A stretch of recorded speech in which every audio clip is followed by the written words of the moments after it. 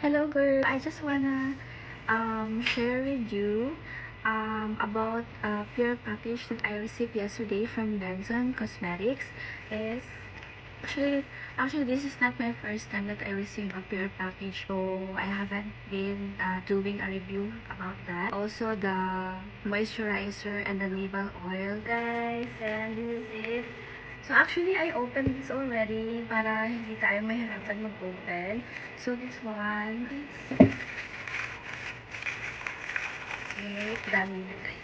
Oh, next packaging then. GHL. This is it, guys. Here's it. Okay, this one. So we received Honest Eyelash Serum. This one from Benson Cosmetics. Also, Fermentation Eye Cream. So guys, I'm so excited. Thank you. Thank you so much, Benton. And I'm so excited to have a review for them. Yeah, let's wait for my another video for my review to these two products. Thank you so much. Bye.